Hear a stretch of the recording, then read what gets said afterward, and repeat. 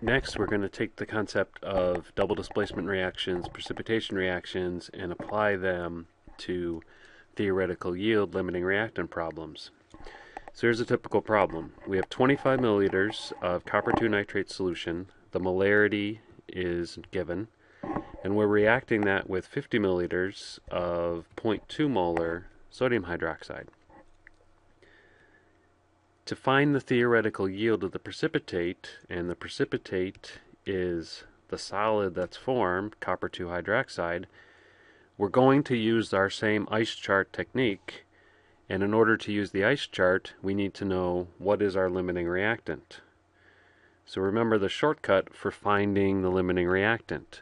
The key is find the moles of each reactant, divide the moles by the coefficient, and whichever number is smallest, that chemical is the limiting reactant. The only difference here is we're starting with a volume of a solution, and remember a solution is a mixture. So we can't use the periodic table to convert a volume of a solution into moles. Our conversion factor is the molarity, which was given. So when I do that for the copper 2 nitrate solution, I get 7.5 times 10 to the negative 3 moles. The coefficient in the balance equation is a 1, so I'm going to compare this number to the same calculation with sodium hydroxide.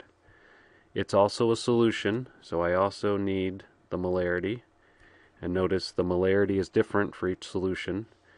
So I get the moles of sodium hydroxide.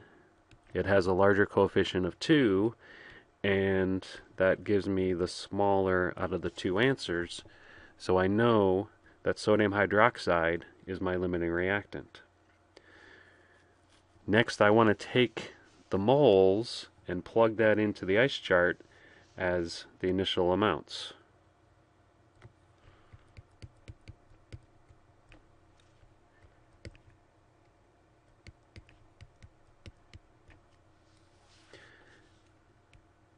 And once I have the initial amounts of each, I can complete the parts of the ice chart that I need to for this problem. I know that the limiting reactant is sodium hydroxide, and the sodium hydroxide limiting reactant goes away to 0 because all of it reacts.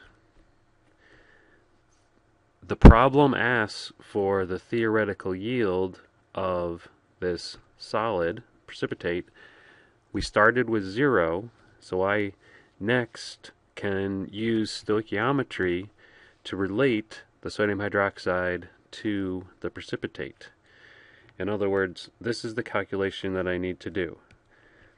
How many moles of the precipitate would come from 1 times 10 to the negative 2 moles of sodium hydroxide reacting? The coefficients tell me 2 moles of sodium hydroxide make 1 mole of the precipitate. So I get 5 times 10 to the negative 3 moles of the precipitate. That's a positive increase because it started at 0. We didn't have any of it. So at the end, we have 5 times 10 to the negative 3 moles of copper 2 hydroxide. If we want to turn that into grams, if the problem wanted the theoretical yield in moles, we'd be done at this point.